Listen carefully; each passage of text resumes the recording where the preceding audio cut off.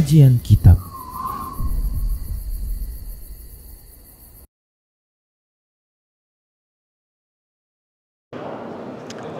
Assalamualaikum warahmatullahi wabarakatuh. Innal hamdalillah nahmaduhu wa nasta'inuhu wa nastaghfiruh wa na'udzu billahi min shururi anfusina wa sayyiati a'malina. May yahdihillahu fahuwal muhtad wa may yudlil falan tajida lahu waliyyan mursyida. Asyhadu an la ilaha illallah wahdahu la syarika lah wa asyhadu anna Muhammadan 'abduhu wa rasuluhu alladzi la nabiyya ba'dah. Wa qala Allah subhanahu wa ta'ala, ya ayyuhalladzina amanu taqullaha haqqa tuqatih wa la tamutunna illa wa antum muslimun. Ya ayyuhalladzina amanu taqullaha wa qulu qawlan sadida yuslih lakum a'malakum wa yaghfir lakum dhunubakum wa man yuti'illaha wa rasulahu faqad faza fawzan 'azima. Ya ayuhan nasu taqu rabbakumul ladzi khalaqakum min nafsin wahidah wa khalaqa minha zawjaha wa batha minhuma rijalan katsiran wa nisaa'a wattaqullaha alladzi tasaaluna bihi wal arham innallaha kana 'alaikum raqiba. Amma ba'du, nastaqal hadithi kitabullah wa khairal hadi hadi Muhammad sallallahu alaihi wasallam wa syarral umur muhdatsatuha wa kullu muhdatsatin bid'ah wa kullu bid'atin dhalalah wa kullu dhalalatin finnar. Kaum muslimin dan kaum muslimat, para pemirsa Rosyad TV dimanapun anda berada, alhamdulillah kembali kita bertemu dalam kajian kitab Al-Mawsu'ah Al-Manahi Syar'iyyah. Kaum muslimin dan kaum muslimat, a'azanallahu wa iyyakum, kita masih dalam kitabul haji wal umrah. Yang lalu telah kita bahas bahwasanya Rasulullah sallallahu alaihi wasallam melarang melontar jumrah sebelum matahari terbenam, sebelum matahari terbit. Adapun bertolaknya dari Muzdalifah ke Mina bagi orang-orang yang punya rukhsah seperti kaum wanita dan orang-orang yang lemah serta anak-anak, dia boleh bertolak setelah tengah malam. Setelah tengah malam maksudnya malam 10 Dzulhijjah. Namun bagi yang tidak dalam kondisi sehat, ya, tidak ada rukhsah bagi dia, artinya dia bertolak dari Muzdalifah ke Mina setelah fajar terbit, yaitu setelah sholat subuh. Namun terkait dengan melontarnya tetap saja dilakukan setelah matahari terbit sebagaimana rincian yang telah kita bahas di kajian lalu. Selanjutnya babun nahyi 'anil ghulu fil hasa, bab larangan berlebihan yang terkait dengan batu pelontar jumroh. An Abdullah bin Abbas radhiyallahu anhu qala, dia berkata, qala li Rasulullah sallallahu alaihi wasallam ghadatil aqabah, bahwasanya berkata kepadaku Rasulullah sallallahu alaihi wasallam pada pagi hari Aqabah, pada pagi hari untuk melontar Aqabah, maksudnya jumrah Aqabah. Wa huwa ala rahilatihi, beliau pada waktu itu sedang berada di atas kendaraan beliau. Ulqut li hasa, kata Rasulullah kepada Ibnu Abbas, coba pungutkan untukku batu untuk melontar, hasa. Faltaqattu lahu sab'a hasayat hunna hasahal hath, maka aku pun mengutipi batu 7 batu, yaitu batu untuk melontar. Sebagaimana yang kemarin kita pelajari bahwasanya pada tanggal 10 Dzulhijjah jumrah yang dilontar adalah jumratul Aqabah ataupun jumratul kubra.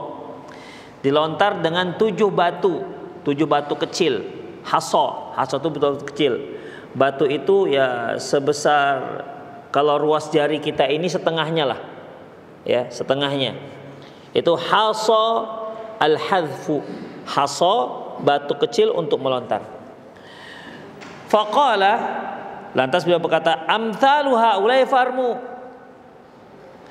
Melontarlah dengan batu-batu yang sebesar ini, kata beliau, ya. Melontarlah dengan batu-batu yang sebesar ini. Sekali lagi, besarnya itu kalau kita lihat ruas ujung jari, separuhnya itulah dia batunya. Jadi bukan batu kerikil, apalagi batu mangga, apalagi batu kelapa, bukan. Ya, dia batu kecil saja. Amthaluha iulai farmu. Dengan batu-batu sebesar inilah kalian melontar, kata beliau. Summa qala, lantas beliau mengatakan, ya ayyuhan nas iyyakum wal ghuluwu fid din. Wahai sekalian manusia, janganlah kalian berlebih-lebihan dalam agama ini.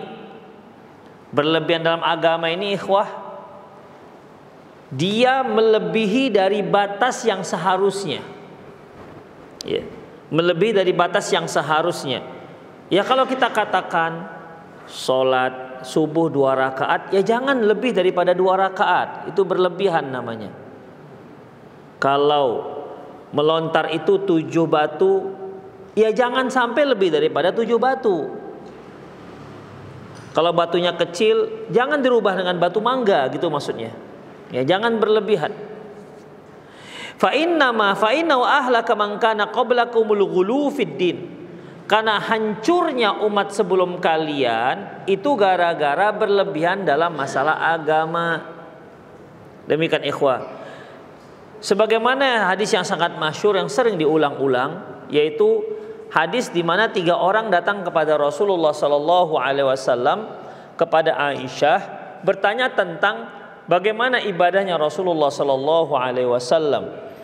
Lantas Aisyah radhiyallahu anha, istri Nabi sallallahu alaihi wasallam, menceritakan ya bagaimana ibadahnya Rasulullah sallallahu alaihi wasallam. Tapi ternyata 3 orang ini merasa kurang cukup. Akhirnya yang satu mengatakan, wallahi innila asumu wala uftir. Demi Allah aku akan terus berpuasa, tidak akan ada berbuka. Satu lagi mengatakan, wallahi inni la aqumu wala anam. Satu lagi mengatakan, demi Allah aku akan sholat 1 malam suntuk, tidak tidur. Yang ketiga mengatakan, wallahi inni la atazawajun nisa. Yang ketiga mengatakan, demi Allah aku tidak akan menikah. Kemudian 3 pernyataan orang ini disampaikan oleh Aisyah radhiyallahu anha kepada Rasulullah. Lantas Rasulullah sallallahu alaihi wasallam melihat ini perkara penting, harus disikapi, harus digarisbawahi dengan serius. Makanya beliau naik mimbar. Beliau nggak manggil 3 orang ini. Ini penyakit bisa saja ada di kalangan kaum muslimin yang lain. Beliau naik atas mimbar, lantas beliau mengatakan, "Fama balu aqwamun yaquluna kadza wa kadza." Kenapa kok ada saja yang mengatakan begini dan begitu? Wallahi inni la atqakum wa akhsyakum fillah. Demi Allah, aku adalah orang yang paling takut, yang lebih takwa kepada Allah ketimbang kalian semua. Walakinni asumu wa uftir. Tapi aku berpuasa dan aku juga berbuka. Wa aqumu wa anam. Aku sholat malam dan aku juga tidur. Wa atazawajun nisa, aku juga menikahi wanita. Kemudian Rasulullah menutup statement ini dengan penutupan yang sangat penting. Faman raghiba an sunnati falaisa minni. Barang siapa yang tak suka dengan ketetapanku ini, dengan sunnahku ini, maka dia tak termasuk kelompokku. Demikian ikhwah. Kenapa Rasulullah mengecam? Karena ini melebihi dari yang seharusnya. Jadi ikhwah, yang dikatakan ghulu adalah melebihi dari seharusnya. Melebihi dari seharusnya. Taib. Namun banyak orang yang salah persepsi. Ketika seorang akhwat memakai jilbab besar, dia katakan janganlah berlebihan dalam masalah agama ini, yang biasa-biasa saja. Kalau dilihatnya ada yang pakai jenggot, janganlah berlebih-lebihan dalam agama ini, biasa-biasa saja. Apa yang dimaksud biasa-biasa saja? Apakah orang-orang yang bertelanjang itu, yang nggak pakai jilbab itu yang biasa-biasa? Yang cukur jenggot itu yang biasa-biasa? Yang nggak sholat ke masjid itu yang dimaksud yang biasa-biasa. Demikian ikhwah. Jadi yang standar itu tidak bisa dipakai. Standar mana yang dikatakan ghulu, berlebihan, dengan yang tidak, itu standarnya adalah Quran dan Sunnah Rasulullah Sallallahu Alaihi Wasallam, bukan kebiasaan masyarakat. Ya, bukan standarnya apa kata masyarakat. Demikian ikhwah. Kalau masyarakat kita ini bisa saja sesuatu yang baik dianggap buruk. Ya, ikhwah azallahu wa iyyakum. Karena sekarang saja kalau sudah terbiasa di tengah masyarakat kita ini para akhwat yang bercadar. Kalau enggak dulu dikatakan ninja sawit. Ya. Dulu dikatakan ninja sawit. Demikian ikhwah, ya. Jadi dalam masalah ini al-ghulu bukan atas dasar perasaan kita, bukan atas dasar perasaan masyarakat, tapi standarisasinya ghulu adalah apabila dia berlebihan dari batas yang telah ditetapkan oleh Quran dan Sunnah Rasulullah Sallallahu Alaihi Wasallam. Jadi dalam masalah melontar ini, bagi siapa Rasulullah katakan iyyakum wal ghulu fid din. Hati-hati kalian, jangan sampai berlebihan dalam masalah agama. Maksudnya kalau dalam terkait dengan masalah melontar ini, ya jangan gede-gede sekali batunya. Ya, jangan gede-gede sekali batunya. Dan jangan banyak sekali. Dia itu hanya 7. Hanya 7. Tidak usah melontar lebih dari 7. 7 ini kurang mantap sepertinya. Udah. 7 itu kan sekali satu-satu ya. Bismillah, ya Allah Akbar. Bismillah, ya Allah Akbar, kan begitu. Mungkin bagi mereka kecil sekali. Sekali 7, Bismillah, Allahu Akbar, sekali 7. Sekali genggam, 7. Demikian. 7 batu kan bisa aja dibawa sekarung. Ya kan? Kali Bismillah, Allahu Akbar. Sekali 10, Allahu Akbar, 30 gitu kan. Itu udah berlebihan, karena ini sudah masalah ibadah. Ibadah itu terkait dengan waktu, terkait dengan jumlah, terkait dengan kaifiat, terkait dengan jenis, terkait dengan tempat, demikian, terkait dengan sebab. Apabila yang terkait dengan 6 hal ini, maka kaitkanlah ibadah tersebut dengan 6 hal ini dalam pelaksanaannya. Demikian ikhwah. Min fikil bab, di antara fikih bab. 1. Yajuzul iltiqatu al-hasa min haitsu syaa. Boleh kita memungut ataupun mengutip atau mencari batu melontar ini di mana-mana, silahkan. Yang penting melontarnya itu tanggal 10. Ya, untuk melontar Jumratul Aqabah yang pertama ini yaitu tanggal 10. Demikian. Kemudian untuk nafar awal ya tanggal 11 12 lontar 3 jumroh. Kalau dia nafar sani sampai tanggal 13 melontar 3 jumroh. Demikian. Batunya dari mana? Ya terserah, yang penting batu dari mana. Boleh nggak kita bawa batu dari Indonesia? Kita bawa cari di batu di Simpang Lowo sana. Ya nggak ada masalah. Ya. Yang penting batunya cocok besarnya. Demikian. Oh, kepinginnya saya Ustadz kalau bisa batu-batu kecil-kecil yang putih-putih itu, yang batu untuk kuburan itu kan yang putih-putih. Biar cantik nampaknya. Ini bukan masalah cantik-cantik. Ya. Yang penting batu ukurannya setengah daripada ruas ujung jari kita. Jadi tidak ada masalah dari manapun. Ya. Yajuzul tiqatul hasa min haitsu syaa. Boleh mengambil batu dari mana saja dia inginkan, terserah dia mau dari mana. Fa Rasulullah sallam lam yuhaddid makanan bi'ainih. Rasulullah tidak ada menetapkan harus mengambil dari tempat ini. Yang antum dengar kalau orang haji ngambil batu di mana? Muzdalifah kan? Ya.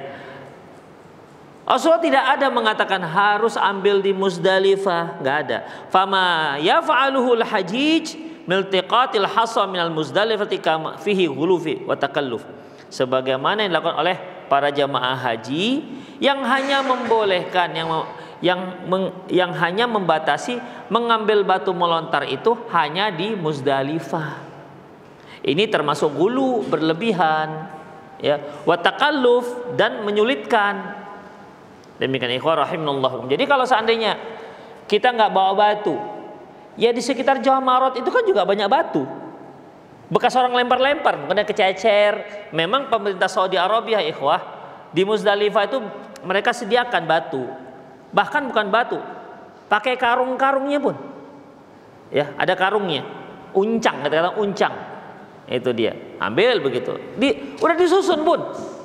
Kalau dulu kan nyari, kalau cerita emak saya yang masuk yang haji tahun 81, itu nyari-nyari gitu kan, nyari-nyari. Sekarang udah nggak lagi, udah disediakan. Uncang-uncangnya pun disediakan, tinggal ambil begitu aja. Demikian ikhwah, ya. Jadi dalam masalah ini, ya mungkin ada kececer di jalan, ada kececer. Misalnya dari Mina menuju Jamarat, itu kan kalau tempatnya jauh kan ada 1-2 yang batu kececer, ambil di situ juga nggak ada masalah. Yang penting dia ketika di Jamarat dia melontar. Jadi di sini ikhwah rahimanallahu wa iyyakum, ya, dari hadis yang kita bacakan tadi jelas bahwasanya Rasulullah Shallallahu Alaihi Wasallam tidak membatasi tempat pengambilan batu. Beliau tidak membatasi bahwasanya pengambilan batu untuk melontar jumroh hanya di Muzdalifah, tidak ikhwan. Ya, jadi di mana terserah dia mau ngambil dari mana. Hanya ya harus cukuplah ketika melontar, jangan nggak cukup. Hari pertama melontar Jumratul Aqabah atau Jumratul Kubro, berarti 7 batu, ya kan? Hari kedua melontar 3 jumroh, 7 kali 3 21. Demikian. Hari ke tanggal 12 21 lagi, ya hitunglah. Demikian. Ya kalau nanti kurang, cari di jalan, demikian. Ya. Itu ikhwah rahimanallahu wa iyyakum. Nomor 2, minal ghuluwi ramu bil hasa akbar min hasal hadhafu wa huwa faqal hamsi wa dunal bunduk.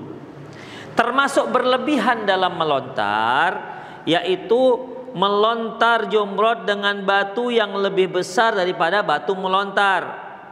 Besarnya itu di atas hems. Hems ini ikhwah humus. Humus ini antum mungkin pernah melihat kacang, kan ada kacang yang dibawa oleh jamaah umroh kalau pulang itu, kacang yang kuning itu, yang macam jagung dia, itu namanya hims, itu dalam bahasa Arab kacang hims, humus kita katakan humus, ingat nggak? Ya, dia kan nanti ada yang warna kuning, dia pokoknya bulat warna kuning, sebesar jagung. Kalau jagung kan lepes, ini bulat. Demikian ikhwah. Itu namanya kacang humus.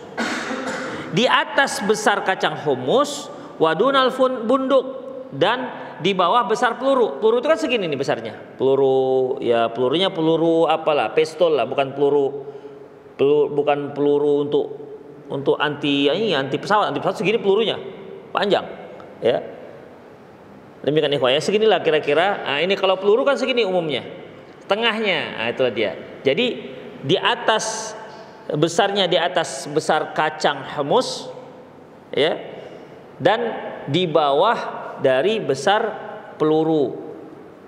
Demikian ikhwah rahimanallahu wa iyyakum. Itulah dia, lebih kurang. Apa ada ukuran? Enggak ada ukurannya. Yang penting ya kira-kira kecil, bisa dilemparkan udah. Demikian ikhwah. Tidak dia seperti batu-batu kerikil seperti ini. Itu dia ya. Itulah lebih kurang ikhwah rahimanallahu wa iyyakum. Minat tanotoi, jadi termasuk berlebihan mereka yang melontar dengan batu lebih besar dari yang biasanya. Itu ikhwah. Batu kerikil, batu segini, batu mangga. Batu mangga kan segini tuh. Ya biasanya untuk ngecor apa? Untuk ngecor apa? Pondasi. Demikian. Atau batu kelapa tuh untuk pondasi bawah itu. Setelah itu keranjang kan, itu. Demikian ikhwah. Dan jangan dikira kalau batunya lebih besar lebih afdol. Karena kan kalau kita lihat sejarahnya itu kan kita dengar-dengar karena Nabi Ibrahim melempar setan, ya kan? Ceritanya beliau mau menyembelih anaknya, kemudian diganggu oleh setan kan gitu. Kenapa kamu sembelih dan seterusnya? Akhirnya Nabi Ibrahim melemparnya dengan batu. Jadi mengingat sejarahnya itu, mungkin ada yang mikir batu ini segini, mana terasa dengan setan, gitu kan? Mana terasa dengan setan? Makanya ikhwah, ada yang ngambil pakai batu besar. Bahkan saking marahnya setan, kursi, sendal, begitu sendal. karena dia marah. Bukan lagi bismillah Allahu akbar, kurang ajar gitu. Demikian, mengekspresikan dia sedang melempar setan. Ya. Ikhwah rahimanallahu wa iyyakum, ya tentu tidak seperti ini. Itu sudah menjadi sebuah ibadah sebagai simbolis. Demikian ikhwah, bukan berarti kalau kecil saja disunahkan, semakin besar semakin afdol. Yakinlah ikhwah, kalau antum lemparkan segini batunya ditangkap polisi tuh. Bakal dihalau dengan polisi Saudi. Ini ya, merusak dinding pelontaran jamarat itu akhirnya.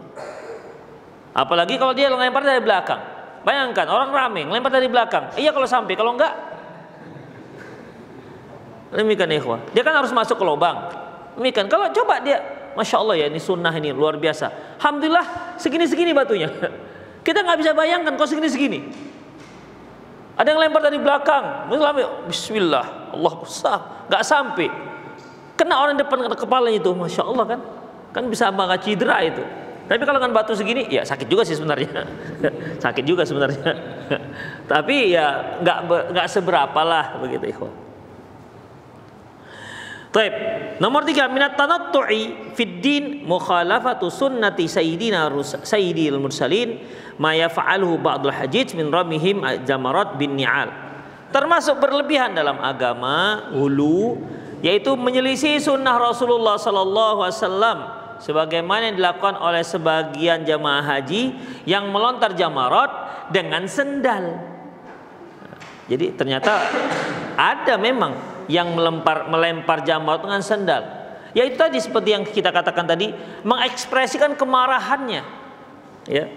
Mengekspresikan kemarahannya terhadap, ya dia bayangkan yang dilemparnya itu adalah setan. Maka cocoknya dilempar pakai sendal, bukan pakai jamarat.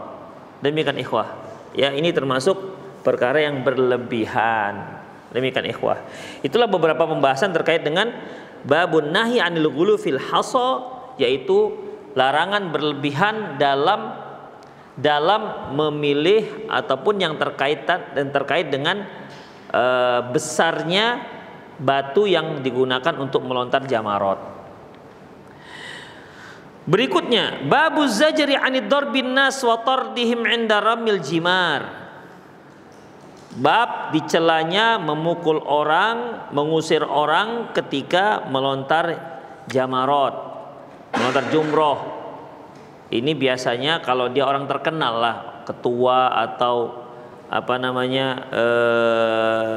raja atau presiden. Awas presiden mau melontar nih, awas. Presiden mau melontar. Kalau nggak mau dipukulin. Nah, tak dibolehkan. Tidak dibolehkan.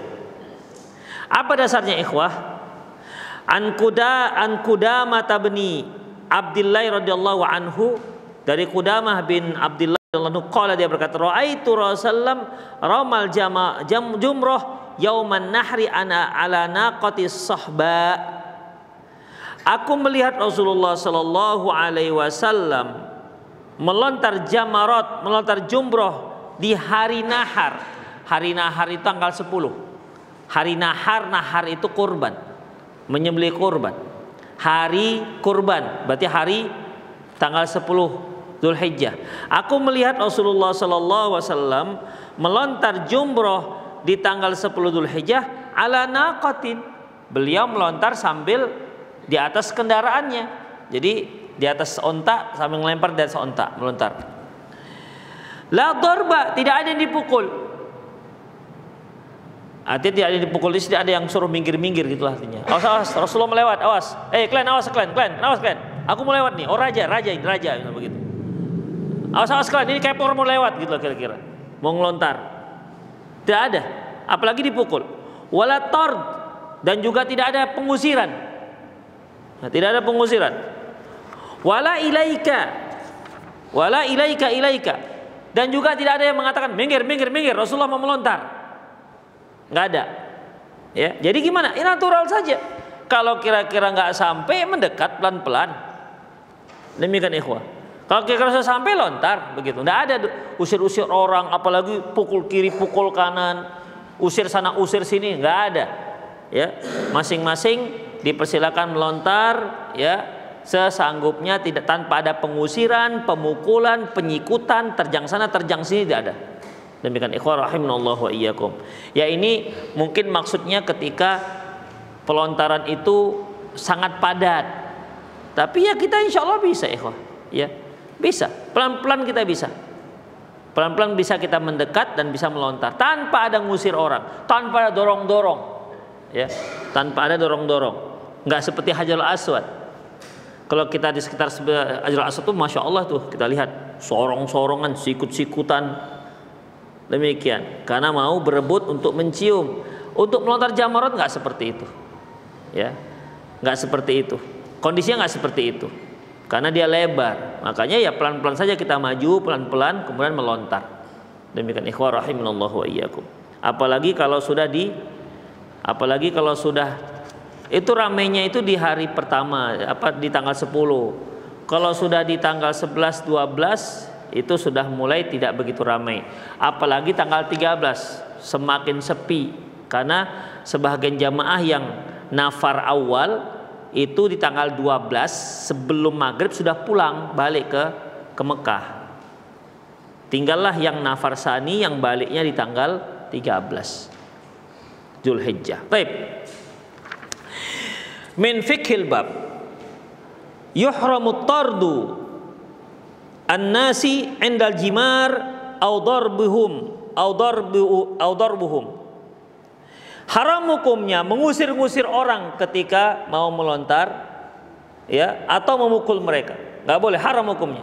Enggak boleh mengusir-ngusir, apalagi memukul-mukul orang karena dia ingin melontar jamarat. Enggak boleh.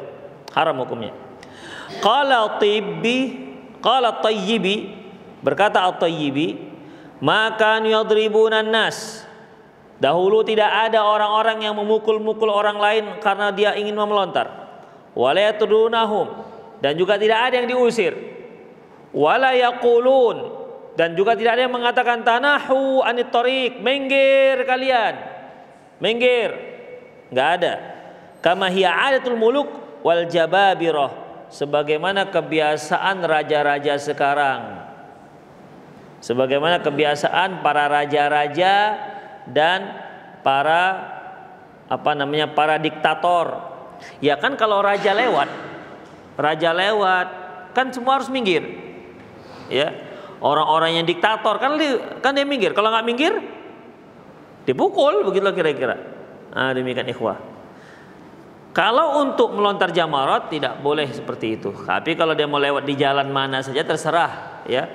Untuk pengamanan dan lain-lainnya dibolehkan. Tapi kalau untuk melontar jamarat nggak ada yang disuruh minggir, nggak boleh disuruh minggir. Suruh minggir buat jalan khusus untuk raja, untuk presiden nggak ada. Karena Rasulullah SAW ketika melontar saja beliau. Tidak ada satupun yang disuruh untuk minggir, memberikan Rasulullah jalan untuk melontar. Wal maqsudu at-ta'ridu bil ladzina kanu ya'maluna dzalik. Maksudnya yaitu kecaman untuk orang-orang yang melakukan hal seperti itu. Itulah kondisi ketika melontar jumroh. Baik. Selanjutnya, babu tahrimil bi'ta'in nisa'i lil muhrim qabla tawafil ifadah. Bab diharamkannya menggauli istri bagi orang yang sedang berihram sebelum melakukan tawaf ifadah. Jadi ikhwah, di tanggal 10 itu, ya, seperti yang kemarin telah kita berikan urutan hajinya, yaitu tanggal 8 berada di Mina, tapi ini sunnah, enggak wajib, ya. Atau yang disebut dengan hari tarwiyah. Kemudian dari situ pakai ihram, dan besoknya tanggal 9 setelah sholat subuh bergeraklah ke Padang Arafah tanggal 9. Begitu masuk waktu zuhur atau tergelincir matahari, mulailah wukuf di Padang Arafah sampai matahari terbenam. Wukuf di Arafah, di situ sholat zuhur dan asar jamak takdim. Nah, sampai matahari terbenam, berarti masuk tanggal 10, ya, masuk tanggal 10. Setelah matahari terbenam, barulah jamaah itu bertolak ataupun bergerak ke Muzdalifah. Ya. Dan sesampai di Muzdalifah, barulah sholat maghrib dan isya jamak takhir. Nah, ya, kalau jamaah haji biasanya tuh kadang-kadang sampainya malam karena kredit. Kadang-kadang bisa sampai jam 2. Intinya ke Muzdalifah lah pada malam tanggal 10 itu. Di situ yang kita sebutkan tadi ada batu yang tidak harus di situ ngambilnya. Ya, ngambil di Mina juga boleh kalau memang ada di situ batu. Yang penting cari batu. Batu untuk melontar. Kemudian di Muzdalifah bermalam di Muzdalifah hingga matahari terbit di tanggal 10. Udah, salat subuh lah jamaah. Setelah salat subuh, ya, dan di Muzdalifah itu tidak ada masjid, karena masing-masing jamaah salat masing-masing, salat jamaah masing-masing itulah. Demikian ya, ada jamaah ini azan di sini sana azan begitu. Karena memang Muzdalifah itu lapangan gitu aja. Ya paling ada toilet lah di situ. Jadi salatlah di situ.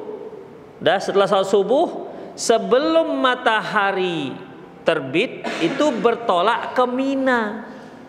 Demikian ikhwah, bertolak ke Mina. Dan nanti setelah sampai Mina, setelah matahari terbit baru melontar jumroh. Kecuali bagi yang kemarin yang kita pelajari, wanita-wanita, anak-anak itu boleh bertolak ke Muzdalifahnya itu setelah tengah malam. Tapi ingat, setelah sampai di Mina, melontarnya tetap setelah matahari terbit. Itu ikhwah. Di tanggal 10 itulah padat acara lah kita katakan program hajinya. Tanggal 10 itu melontar jumroh kubro atau aqobah. Tanggal 10 itu juga menyembelih hewan. Tanggal 10 itu juga tahallul. Ya. Kemudian tanggal 10 itu juga boleh tawaf ifadah. Kalau selesai semua ini, selesailah hajinya. Ya. Selesailah hajinya, tinggal melontar jamarat. Itu ikhwah. Tapi tidak semua melakukan tawaf ifadah. Karena tawaf ifadah itu dia harus meninggalkan Mina menuju Mekah. Dan ini transportasinya agak rumit, kecuali yang haji furoda, haji plus, mereka disediakan travelnya bus untuk ke sana. Tapi kalau haji reguler jalan kaki. Ya. Dan ikhwan-ikhwan kita yang pernah melaksanakan lengkap dengan tawaf ifadahnya sejak dari pagi hari selesai semua sampai ke kemah lagi itu isya. Jalan tapi isya baru sampai. Jadi full satu hari itu. Demikian. Ada yang pergi tawaf ifadah dulu, baru pulangnya nanti melontar. Ada yang melontar dulu, baru kemudian tawaf ifadah, baru kemudian dia tahallul. Karena yang baik dia tawaf ifadah, kemudian melontar jumroh, hadiyu, menyembelih hewan, kemudian tahallul, ya. Ini boleh yang mana yang mau duluan, mana yang enak bagi dia. Itu ikhwah. Karena pernah Rasulullah ditanya, ya Rasulullah, gimana aku sudah tahallul tapi belum menyembelih? Tidak apa-apa. Ya Rasulullah, aku sudah melontar tapi belum tawaf. Tidak apa-apa. Itu dia. Boleh mana yang dia bisa. Jadi bagi yang mau melengkapkan hari itu, ya, sampai sempurna semua, itu sampai kemahnya itu umumnya sholat isya. Itu dia ikhwah, umumnya sholat isya. Berarti besoknya tinggal tanggal 11-nya melontar 3 jamrot, 12-nya, 13-nya. Tinggal itu aja sisanya. Demikian ikhwah. Setelah itu ya dia tahallul lagi. Itu ikhwah rahimanallah wa iyyakum. Tapi umumnya jamaah haji reguler itu tawaf ifadahnya belakangan. Ya. Dia selesaikan dulu urusannya di Mina, melontar di hari pertama, kemudian di hari tanggal 11 dan 12 13, setelah selesai urusan mereka di Mina, baru dia pulang ke Mekah dan tawaf ifadah. Setelah tawaf ifadah, sa'i barulah tahallul yang kedua. Demikian ikhwah. Ini tawaf ifadah namanya. Qala ta'ala, Allah Subhanahu wa ta'ala firman, fala rafatha wala fusuqa wala jidala fil hajj. Bagi orang-orang yang berihram, maka fala rafatha. Fala rafatha ini tidak boleh melakukan hubungan intim. Wala fusuqa, dan tidak boleh berbuat maksiat. Wala jidal, dan juga tidak ada perdebatan, pertengkaran fil hajj, ketika haji. Demikian ikhwah. Jadi harus sabar ketika haji. Ada saja yang menyebabkan pertengkaran. Kadang masalah jatah makan yang terlambat. Demikian ikhwah. Kadang kalau haji reguler ini, Mina itu ikhwah seperti susun-susun ikan gitu dia. Jadi sempit begitu. Ya pokoknya kita bisa tidur gitu aja. Demikian ikhwah. Ya mungkin ada ketika tidur kaki kawan di kepala kawan, tersepak dia marah-marah, begitu-gitulah. Demikian. Atau ini tadi tempatku, kenapa diambil? Gitu-gitulah ikhwah. Ya, makanya harus banyak bersabar. Juga kalau zaman saya dulu itu ini yang ngantri, toiletnya ngantri di Mina itu. Kalau reguler ya, toiletnya ngantri 2018. Jadi kalau kita mau ke toilet, nanti sampai toilet ada 5 baris itu biasanya, 5 orang gitu. Kita mikir nanti malam aja tanggal jam 3. Jam 3 juga rupanya ratusan orang juga mikir gitu. Awak kira awak aja yang mau ke toilet rupanya? Ya, ngantri juga rupanya. Mau jam 1, mau jam 2 ngantri aja, semua ngantri. Demikian ikhwah. Kadang-kadang saking ngantri lama, hilang deh sesaknya. Nah, demikian ikhwah. Itulah dia kondisi sekarang. Kalau sekarang Allah alam apakah sudah ada perbaikan, tapi intinya tidurnya sempit-sempitan, kemudian ke toiletnya antri-antrian. Itu ikhwah. Intinya hati-hatilah kalau bawa HP, karena kalau jatuh ke lubang toilet nggak bisa diambil lagi. Karena dia langsung lubang habis. Bukan seperti angsa gitu. Kalau jatuh nyangkut ya kan. Ini enggak jatuh, lubang saudara. Lubang untuk masuk tangan enggak sampai juga. Nah, demikian ikhwah. Bawa duit, itu jangan bawa duit, bawa dompet, jatuh ke dalam enggak bisa diambil. Demikian ikhwah rahimanallah, itulah dia. Baik. An Abi Hurairah radhiyallahu anhu qol, dari Abi Hurairah radhiyallahu anhu qol, dia berkata, sami'tu Nabi sallallahu alaihi wasallam yaqul, aku mendengar Nabi SAW bersabda, man hajja lillahi falam yarfuth walam yafsuq raja'a ka yaumi waladatuhu ummuh. Barang siapa yang haji karena Allah, ikhlas karena Allah, berarti memang mengharapkan pahala dari Allah, bukan untuk karena ingin mendapatkan titel haji atau karena supaya bertambah orang bertambah hormat dengan dia, atau gara-gara karena dia mau mencalonkan diri jadi anggota DPR, maka cepat-cepat dia haji supaya ada ketika dia mencantumkan fotonya ada hanya gitu kan, mencari simpati. Bukan karena itu. Barang siapa yang haji karena Allah, maka dan dia tidak yarfuth. Yarfuth ini tidak melakukan hubungan intim. Ada juga yang mengatakan yarfuth itu tidak bicara-bicara porno gitulah kira-kira. Ya, yang nyerempet pada hubungan seks. Wala yafsuq, dan juga tidak berbuat maksiat. Raja'a ka yaumi waladatuhu ummuh, maka dia pulang ke tanah airnya seperti seorang yang baru dilahirkan oleh ibunya. Maksudnya kecil lagi gitu. Kecil lagi jadi bayi gitu. Maksudnya apa? Jadi orang-orang haji, pelompong haji itu yang makbul-makbul, ciri-cirinya dia jadi kecil lagi, jadi anak kecil gitu. Bukan kecil lagi maksudnya, tapi suci dari dosa, seperti seorang anak bayi yang baru lahir. Demikian ikhwah rahimanallah. Taib. Min fiqhil bab. Man ahrama bil hajj awil umrah yuhramu al jima'. Barang siapa yang berihram untuk haji atau untuk umroh, maka haram melakukan hubungan intim. Li'anna rafatha wal jima', karena makna daripada rafath Kan di sini fala rafatha wala fusuqa wala jidala fil hajj. Makna daripada rafath yaitu jima, hubungan intim, wa wata'un nisa, lakukan menggauli kaum wanita. Kama qala ta'ala uhilla lakum laylatas siyamir rafathu ila nisaikum. Sebagaimana firman Allah Subhanahu wa taala surah Al-Baqarah, dihalalkan bagi kalian di malam-malam hari bulan Ramadan untuk melakukan hubungan intim dengan istri-istri kalian. Karena sebelumnya ikhwah, aturannya pada bulan Ramadan itu dilarang hubungan intim siang dan malam. Jadi pasangan-pasangan ini tidak boleh melakukan hubungan intim selama bulan Ramadan, siang malam nggak boleh. Demikian ikhwah. Ya kalau dia baru nikah bulan-bulan Sya'ban gimana kan? Kalau yang nenek-nenek oke lah, dia santai. Tapi bagi-bagi anak-anak muda macam antum-antum ini, sebulan libur kan nggak panas kepalanya. Demikian. Dan sahabat juga begitu merasakan ikhwah. Para sahabat. Akhirnya berat kan jadinya, berat. Taib.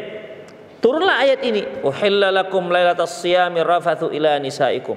Dihalalkan bagi kalian pada malam hari bulan Ramadan untuk berhubungan dengan istri kalian. Senang para sahabat. Demikian senang. Karena dia yang halal ikhwah.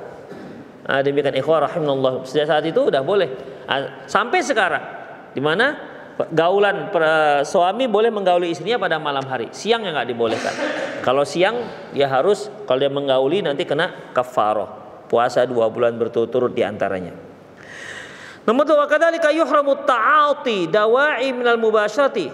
Juga diharamkan melakukan hal-hal yang yang memancing-mancing melakukan itu. Mungkin dia haji sama istrinya, pegang-pegang istrinya, belai-belai istrinya, peluk-peluk istrinya, mancing-mancing. Demikian, nggak dibolehkan. Ya, jadi mancing-mancing aja nggak dibolehkan. Apalagi melakukan. Seperti apa? Minal mubasyarati, meraba-raba. Boleh nggak meraba-raba istri kalau nggak lagi haji atau umroh? Boleh, nggak ada masalah. Ya asal jangan di depan orang lah raba-rabanya. Berdua di kamar, terserah raba-raba, jambak-jambak, terserah lah kalau itu. Kadang kan istri sendiri. Tapi kalau dia sedang ihram, umroh, haji nggak boleh. Ya, nggak boleh. Wa taqbil, mencium. Wal ghamas, meremas-remas, nggak boleh. Maksudnya meremas-remas apa ini? Ya istri lah, bukan meremas-remas apa kayak pemeras roti, bukan itu nggak masalah. Itu halal kalau itu. Ini meremas istri, apa yang diremas terserah lah, pokoknya memancing-mancing lah. Wa nahwu dzalik, dan yang semisalnya. Wa kadzalika takallam bihi bi hadratin nisa. Awit ta'arid bihi, ataupun bicara-bicara tentang hal-hal itu di depan kaum wanita, di depan istrinya, ya, dan memancing-mancingnya, enggak dibolehkan. Ikhwah, tutup. Nomor 3, idza jama'al muhrim zaujatah.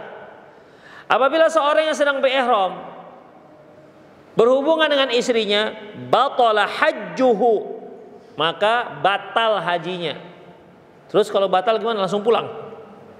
Misalnya lagi di padang Arafah, mungkin karena dia haji furoda, atau memang saking kayanya dia minta khemah khusus gitu kan, berdua dengan istrinya di padang Arafah, mana tahu ada yang begitu kan?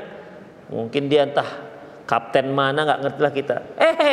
Bukannya wukuf di dalam, wukuf khusus dia dengan istrinya. Akhirnya melanggar, lakukan hubungan dia ketika wukuf. Itu gimana? Batal hajinya. Terus kalau batal gimana? Pulang. Keluar dari situ. Kalau kita batal sholat gimana? Kentut gitu misalnya. Ya udah, batalkan. Wudhu lagi itu kan, ulang lagi. Kalau ini bagaimana? Kan nggak mungkin diulang lagi. Apakah dia batalkan? Ya sudahlah, pulanglah kalau gitu. Karena udah batal. Apakah dia harus pulang atau diulangi lagi? Dia batal hajinya, wa alaihi tamamu nusukihi. Tapi dia wajib tetap melanjutkan hajinya.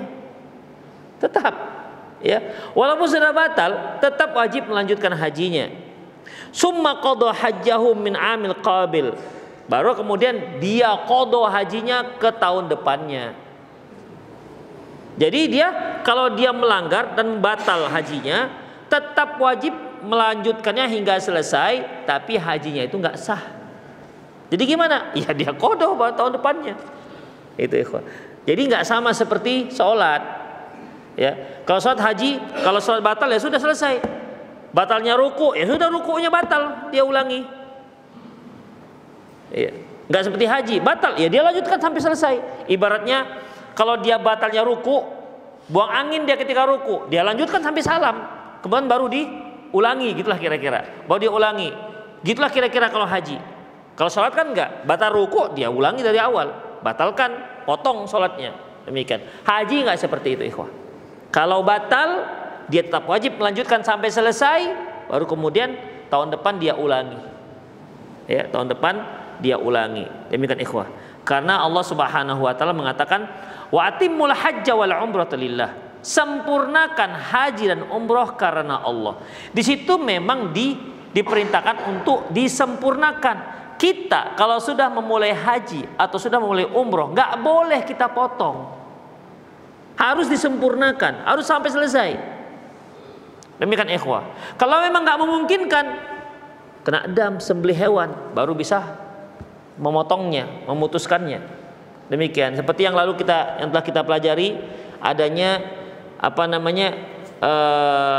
umroh yang labbaik Allahumma umratan, ya, labbaik Allahumma umratan la sum'ata fiha wala riya'an, Allahumma mahilli haitsu habastani. Itu dia ikhwah, yang bersyarat, ya Allah, tahallulku apabila memang tidak memungkinkan untuk melanjutkan haji. Misalnya kecelakaan bisa di jalan, nggak bisa melanjutkan umrohnya sampai ke tanah haram, tapi kan dia sudah miqat. Jadi gimana? Maka sudah dia boleh tahallul di situ dan tidak perlu menyembelih hewan. Tapi kalau dia nggak ucapkan Allahumma mahilli haitsu habastani, maka dia harus lanjut. Kalau dia nggak bisa lanjut, dia mau tahallul, dia harus sembelih hewan. Itu ikhwah. Nah, ingat nggak kisah siapa ini? Kemarin beberapa kajian yang lalu.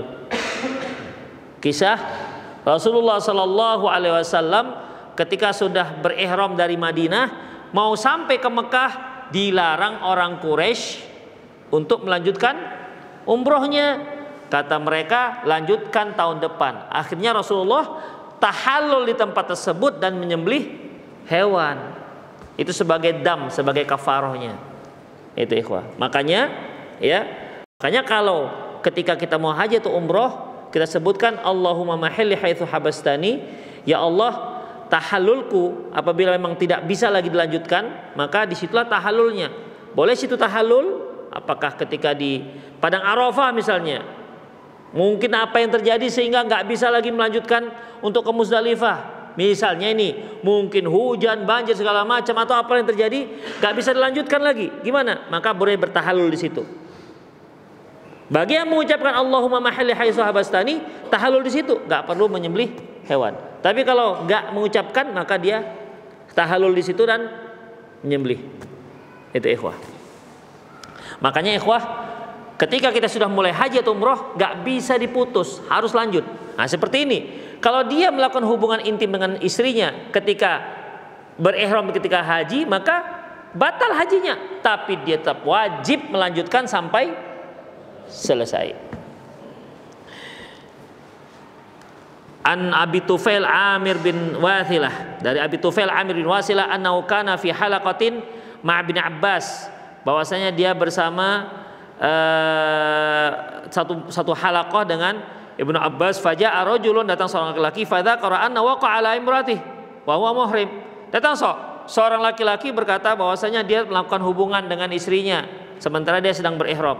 Faqala lahu, apa kata Ibnu Abbas? Laqad ataita 'aziman, kamu telah berbuat satu hal yang besar. Lagi ihram juga, masih juga begitu. Enggak bisa menahan diri gitu kira-kira. Lagi ihram loh ini, kali-kali ya ihram, bukan terus-terusan. Laqad ataita 'aziman, kamu telah melakukan satu hal yang besar. Qala wa rajulu yabki. Dan berkata Abu Tufail, laki-laki ini pun menangis ketika mendengar pernyataan Ibnu Abbas. Apa kata lakinya? In kanat taubati an amura binari fa aujazha.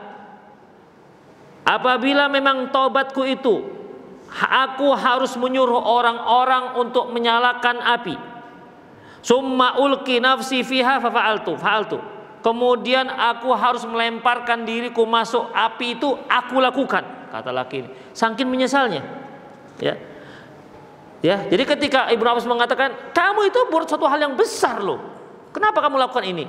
Nangis laki-laki ini. Udahlah, Ibnu Abbas, kalau seandainya taubatku harus aku lemparkan diriku masuk api, aku lakukan. Kata Ibnu Abbas. Kata laki-laki tadi. Apa kata Ibnu Abbas? Qal inna taubataka aisaru min dzalik. Enggak harus begitu, kata Ibnu Abbas. Taubatmu, kalau kamu mau taubat, enggak sampai seperti itu, mudah, kata Ibnu Abbas. Apa itu? Iqdiya nuskakuma summa irji'a ila baladikuma. Lanjutkan haji kalian berdua. Sudah selesai, pulanglah ke kampung kalian berdua. Fa in kana amun qabil, tahun depan, fakhruja hajain. Kalau tahun depan silahkan kalian haji lagi, ulangi haji kalian. Fa idza ahramtuma fatafarraqa, dan lakukanlah kalau kalian sudah mulai berihram, pisahlah, jangan sama lagi. Jadi itu tahun depan, jadi haji ini kan udah batal nih.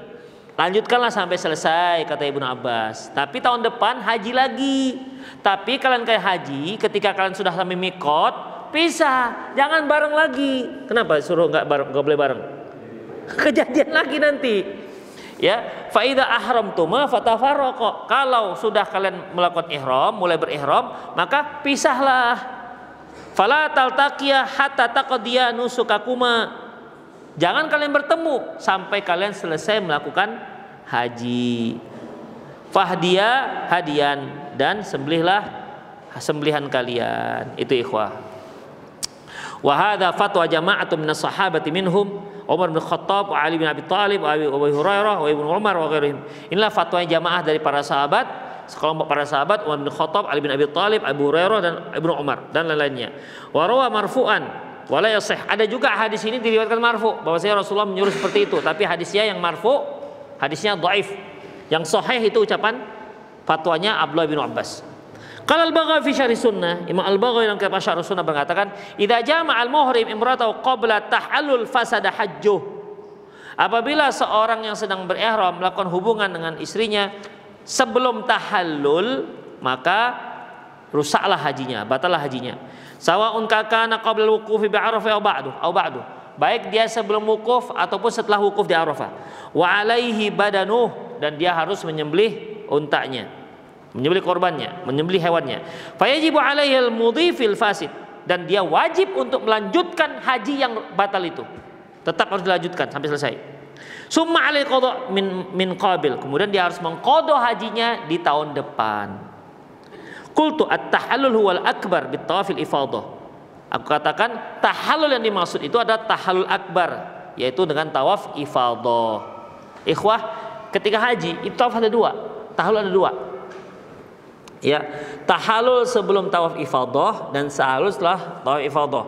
Tahallul sebelum tawaf ifadah itu tanggal 10, ya, setelah melontar jumroh kubro, kemudian sembelih hewan, kemudian cukur kepala, maka sudah tahallul. Tahallul apa ini? Sudah boleh pakai pakaian biasa. Tapi ingat, belum bisa lakukan hubungan suami istri. Udah? Kapan boleh hubungan suami istri? Setelah dia melakukan tawaf ifadah. Kalau sudah tawaf ifadah, tahallul yang kedua, tahallul yang sempurna, artinya sudah boleh semuanya termasuk melakukan hubungan intim.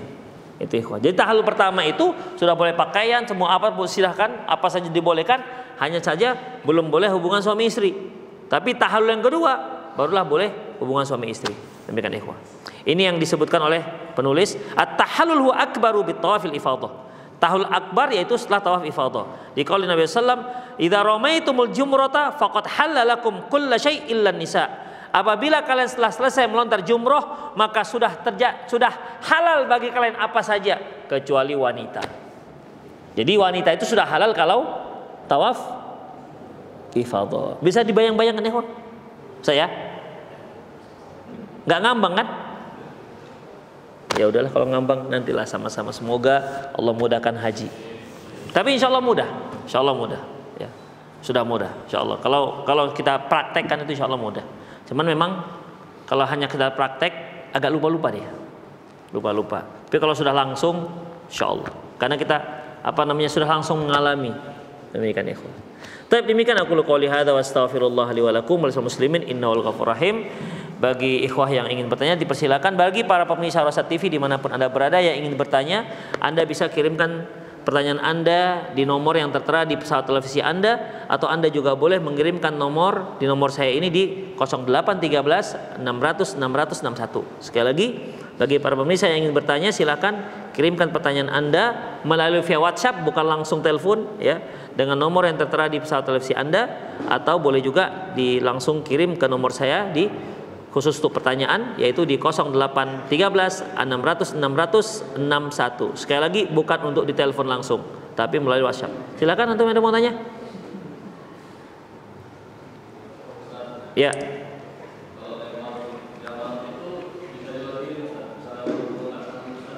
Bisa, itu bisa diwakili. Melontar jumroh bisa diwakili.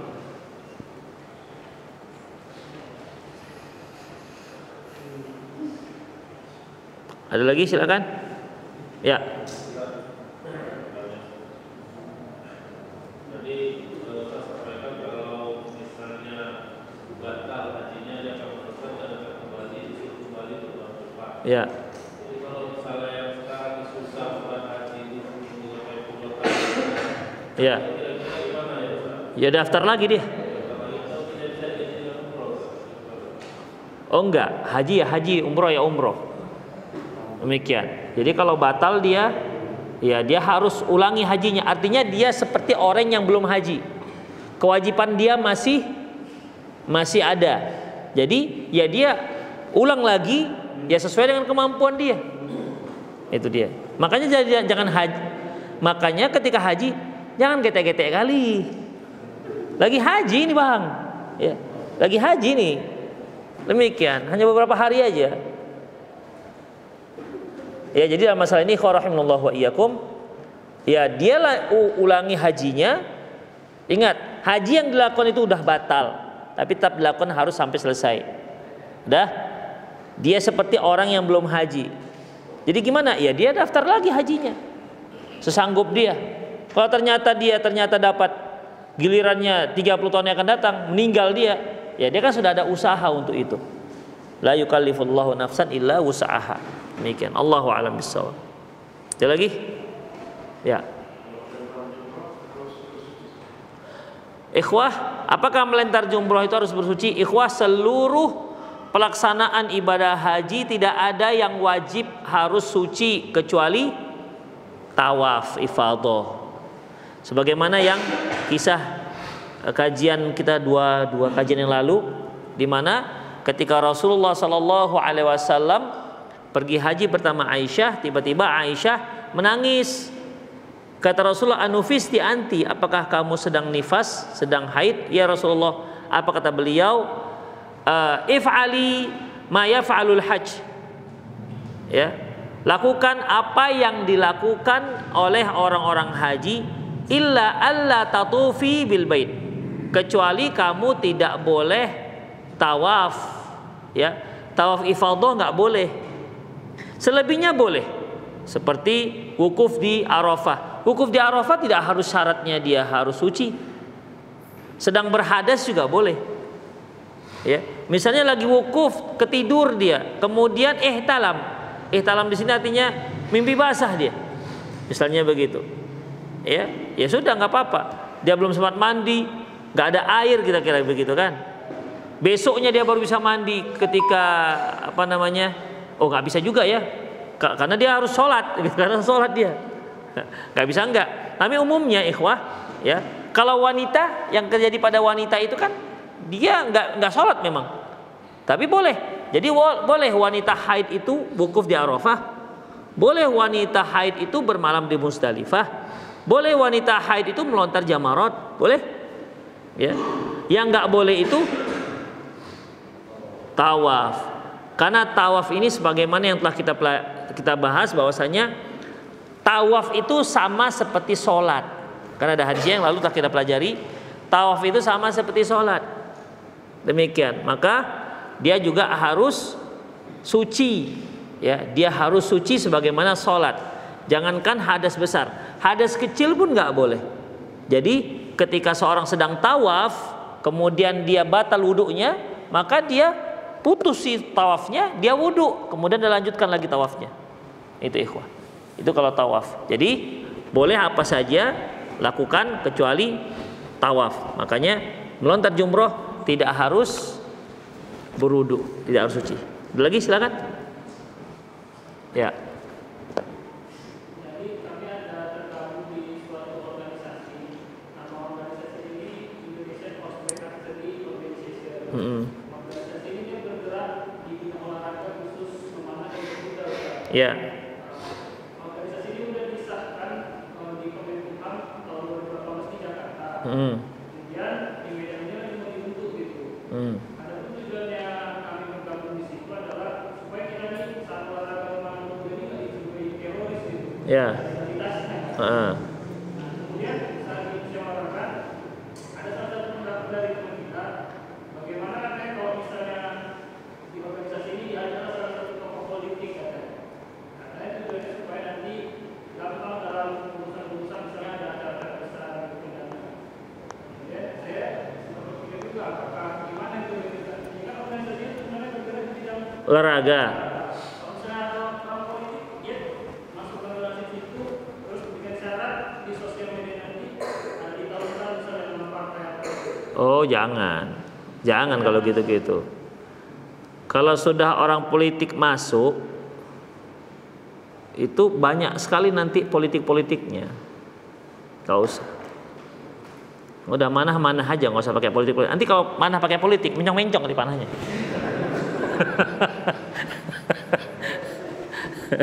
Jangan campur-campur dengan politik. Ya, kalau politik kan biasa. Apa namanya? Di atas salam, jabat tangan, bawah kakinya tendang-tendangan, kan biasa begitu. Demikian. Hari ini gaduh, besok kawan, biasa. Nah, orang politik. Demikian. Yang apa namanya? Yang kelewatan itu kan pendukung-pendukungnya. Yang didukung sudah satu grup. Yang pendukung masih gontok-gontokan. Itu ikhwah. Jadi apa namanya, jangan gabung-gabung dengan politik itu. Ya udah, olahraga aja, nggak usah gabung-gabung dengan politik. Apabila sudah azan kemudian sholat wajib sendirian, apa harus pakai iqomah? Apabila sudah adzan kemudian sholat wajib sendirian, apakah harus pakai iqomah? Allahu a'lam. Apa benar jika belum naik haji belum sempurna rukun yang kelima sebab dari segi ekonomi kurang mampu? Ya kalau dia belum bisa naik haji belum sempurna lah rukunnya. Namanya rukun yang kelima itu naik haji, ya melakukan haji. Kalau dia nggak sanggup berarti belum sempurna rukunnya. Apakah Islamnya kurang? Kalau dia belum naik haji? Haji itu ketika seorang sudah mampu. Jadi wajibnya haji itu ketika dia sudah mampu. Kalau dia sudah mampu belum haji, maka dia berdosa. Nah, itu yang harus kita fahami. Jadi kalau seandainya dia belum haji dan dia belum mampu, ya dia nggak berdosa. Tapi kalau dia sudah mampu, nggak haji, dia berdosa. Mampunya itu bagaimana? Mampu untuk memberikan, mampu untuk perjalanan, nafkah perjalanan pulang dan pergi, kemudian keluarga yang ditinggalkan, itu dia. Jadi orang yang mampu haji itu bukan dia harus punya rumah dulu, punya kendaraan dulu, itu keliru. Ustadz kami masih mengontrak, masa kami daftar haji? Ikhwah, yang penting kita para suami sudah menyediakan tempat tinggal untuk keluarga kita. Dia nggak tinggal di kaki lima. Udah, walaupun ngontrak. Jadi nggak ada syaratnya harus haji itu dikatakan sudah mampu kalau sudah punya rumah sendiri, kemudian punya mobil sendiri, sudah punya mobil pribadi, harus sudah punya kendaraan. Nggak ada dasarnya seperti itu, ikhwah. Apalagi sekarang ini, kalau antum tunda-tunda pendaftaran haji, masya Allah lah, putih jenggotnya belum dapat juga. Kalau sekarang ini untuk beli rumah nanti aja, kalau bisa untuk untuk beli kapling-kapling nanti aja. Ini set supaya bisa terdaftar dulu gitu. Kalau yang nggak mampu untuk haji furoda, demikian ikhwah. Ya, ada berapa duit? Pokoknya kalau sudah dapat uang DP untuk dapat porsi, daftar terus. Jangan nanti beda bulan, bisa beda tahun. Ya. Beda bulan, jangankan beda tahun ikhwah. Di satu bulan tuh bisa beda tahun. Demikian ikhwah. Jadi dalam masalah ini daftarkan haji kalau memang sudah mampu. Kalau enggak berdosa.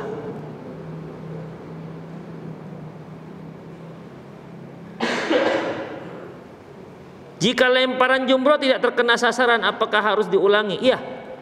Jadi dia ngelontar jumroh itu masuk ke lubangnya. Bukan harus kena dinding. Ya. Kan lubangnya kan dibuat gitu besar tuh, berapa tingkat itu kan, masuk ke lubang, set, lontar masuk ke lubang. Ingat, bukan harus masuk, bukan harus kena dinding, demikian. Dan jangan dibidik kepala orang depan. Kan kalau untuk yang 11, 12, 13 pada gundul semua itu kan, ya udah tahalul kan, demikian ikhwah. Yang penting masuk, dan tidak harus kencang, tidak harus kencang begitu, enggak. Pokoknya seperti kita mau bisa set bismillah Allah lempar saja masuk ke dalam lubangnya itu. Udah itu aja syaratnya. Kalau dia nggak masuk, nggak sampai, pulang. Itu dia. Dan satu-satu ingat, satu-satu, bukan sekali 7. Sekali 7, sep. Yang masuk 3, berarti 4 lagi nih. Sep, masuk 2. Yang 4 di luar. Nggak begitu satu-satu, ya. Pada-padanya? Ya.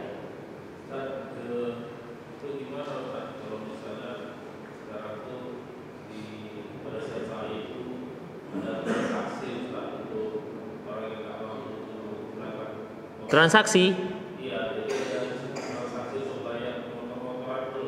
ya, bukan motor-motoran itu, skuter namanya, motor-motor.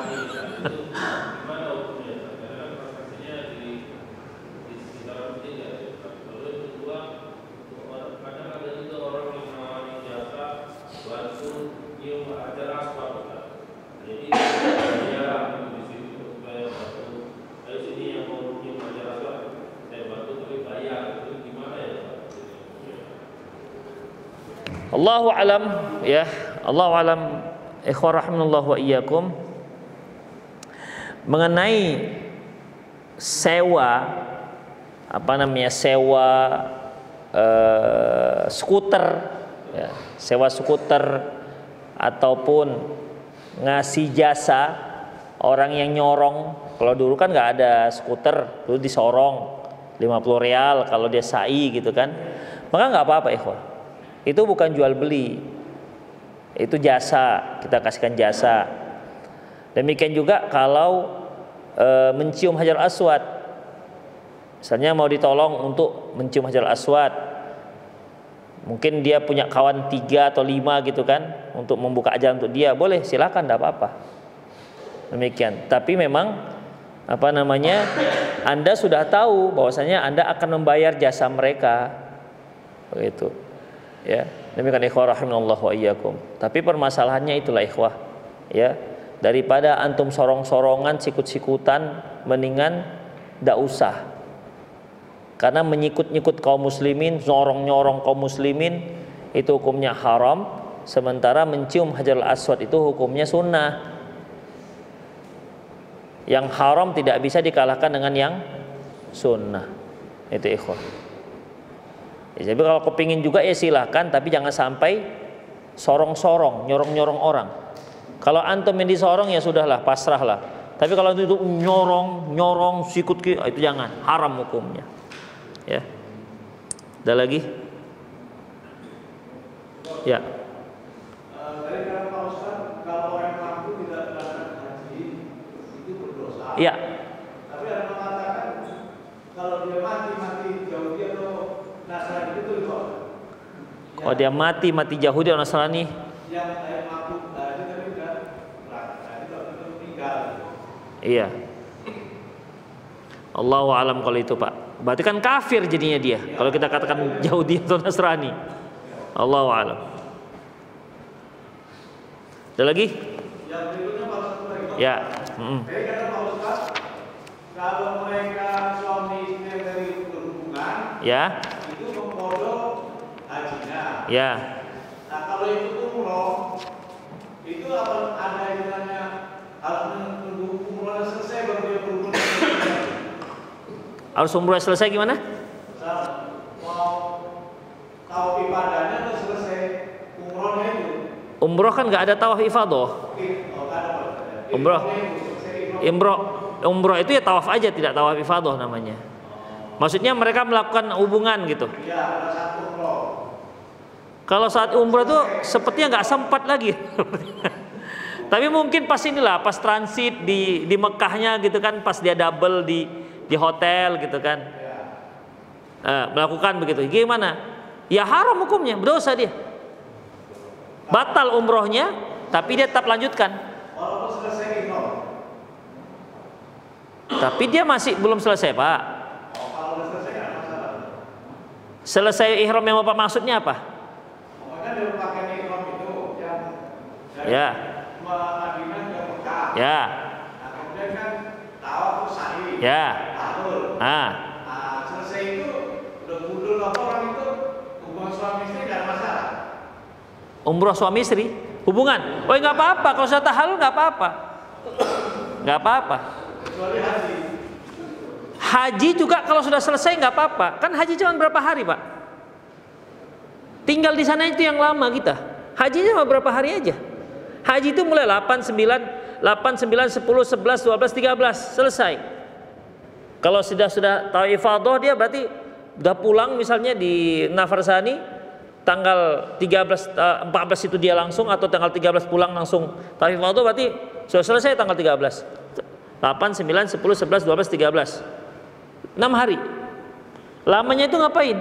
Lamanya ya nunggu hajinya. Nunggu haji yang lama. Apalagi kloter pertama, Pak. Kloter pertama ya dia harus di Madinah, tinggal lama-lama. Kloter pertama langsung di Madinah. Nanti dia baru udah kira-kira kan nggak langsung umroh. Kalau yang kloter tengah ke tengah sampai akhir itu dia langsung ke Mekah umroh dulu. Umroh untuk haji. Demikian, baru setelah umroh tahalul nunggu haji. Jadi nunggunya itu yang lama, 40 hari. Kalau hajinya sebentar. Ketika sudah tahalul, datang dia misal dari yang Madinah misalnya di kloter pertama, nanti kira-kira sudah mendekati musim haji, ya dia ke Mekah, dia umroh kemudian tahalul. Baru dia nunggu haji tanggal 8-nya, baru dia pergi haji lagi dia. Itu dia. Di saat proses umrohnya ataupun hajinya tidak boleh melakukan hubungan. Kalau dia lakukan juga, maka batallah haji atau umrohnya dan dia harus ulangi. Ya, harus dia ulangi. Kalau dia umroh, dia ulangi, ya dia keluar dulu. Apakah dia dari apa namanya? Dari Madinah misalnya, demikian. Tapi ikhwah rahimallahu iyyakum, itu saja kajian kita, semoga bermanfaat. Aqulu qouli hadza wa astaghfirullah li wa lakum wa lisal muslimin innahu ghafurur rahim. Subhanakallahumma bihamdik asyhadu an la ilaha illa anta astaghfiruka wa atubu ilaik. Wa akhiru da'wana alhamdulillahi rabbil alamin. Assalamualaikum warahmatullahi wabarakatuh.